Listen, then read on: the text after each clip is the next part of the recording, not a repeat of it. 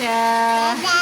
তো লাইক দিবেন, লাইক বলো, লাইক লাইক এমনি এমনি এমনি দেখো, এমনি এমনি দিবেন। আমার মেয়ে বলতেছে, আমার মেয়ে আর আমার মেয়ের দাদুর জন্য হইলো আপনারা আমার চ্যানেলটা ঘুরে আসবেন, বুঝছেন।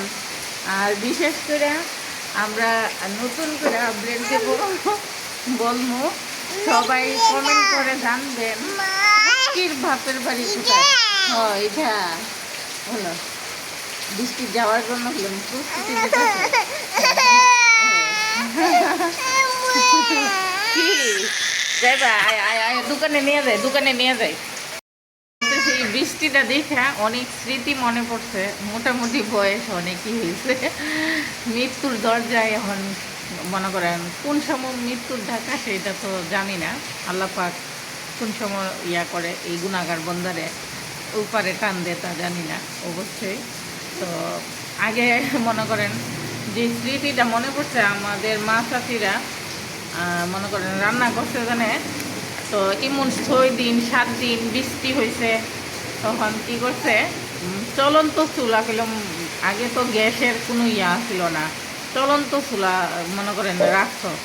বেশি বৃষ্টি হইলে বাইরে পাকঘর ছিল, তাহলে এই আসা যাওয়ায় বৃষ্টি ভিজা যেত। মনে করেন পাকঘরটা একটু দূরত্ব ছিল গ্রামের বাড়িতে, তখন চলন্ত চুলা রাখছে। এই চলন্ত চুলাটা ঘরের ভিতরে রান্না করছে। আর বেশি বৃষ্টি এলে কিন্তু বাজারেও যাইতে পারছে না, হাট বাজারে।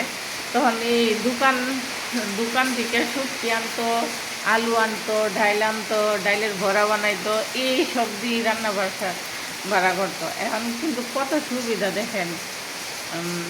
ওই সময় আমার চোখে যেটা দেখছি, ওই সময় ফ্রিজও ছিল না এত। টাউনে ছিল ছিল মনে করেন টাউনে ছিলে থাকলেও সবার ইয়াতে ছিল না, ফ্রিজও ছিল না। তাইলে আর আমাদের গ্রামে অনেক আগে থেকে, আমরা ছোট মানে আমরা হওয়ার আগে থেকে কারেন্ট আমাদের গ্রামে ছিল। আর অন্য অন্য এলাকাতে মনে করেন আমি আমার নানা বাড়িতে গেছি, আমার নানা বাড়ি চীনেরও কারেন্ট মনে করেন আমার আমি দেখছি কারেন্ট। হ্যাঁ, চীনের আমার আম্মু কোথাছে চীনের, আমরা শানপুরের থেকে মনে করেন পরবর্তীতে কারেন্ট গেছে। হ্যাঁ, তাইলে আমার হুপির বাড়িতে গেছি, নীলাখাত, আমার খালার বাড়িতে শশীদল যখন আশা বাড়ি, ওই দিক দিয়েও কারেন্ট ছিল না। তখন আমরা যখন ছোটো থাকতে বেড়াইতে যাইতাম তখন ইয়া লাগতো, মানে আমার শাশুড়ি বলতেছে এই এলাকা তো কারেন্ট ছিল না, বেশি দিন হয়েছে না আসা, কারেন্ট আসছে জানে। এসব অঞ্চলেও কারেন্ট ছিল না। তাইলে ধরাইয়া চলছে। ওই মনে করেন ওই সব স্মৃতিগুলা না, মানে এই ছোট্ট বয়সে যেটা আমার চোখে দেখছি।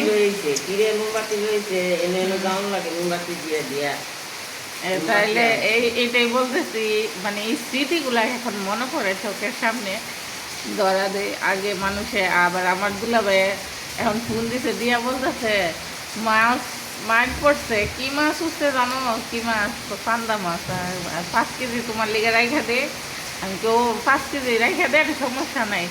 তো আপনি রাখবেন তো হে শালিরে বুঝিয়া কোমর ভাঙ্গে লাইবেন।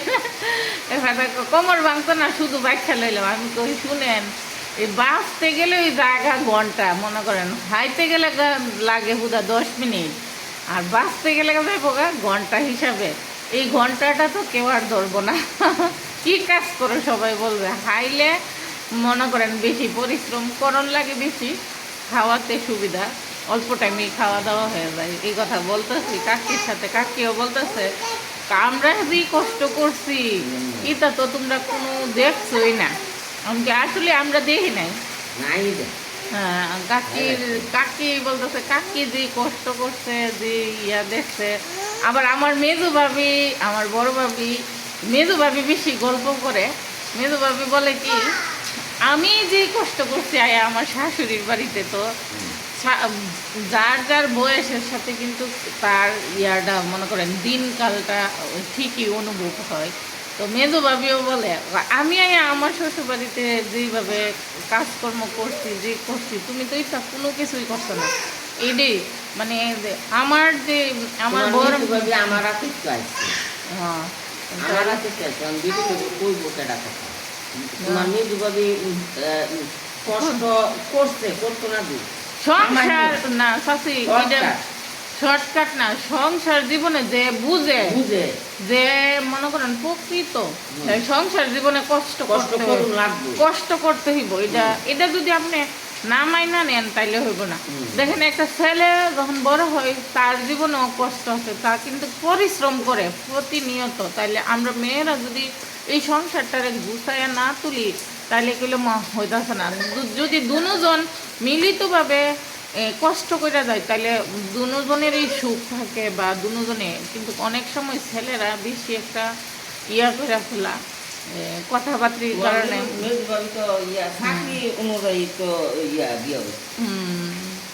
যে সময় চাকরি অনুযায়ী বিয়া করছে এই সময়গুলো বেতন কম আছে।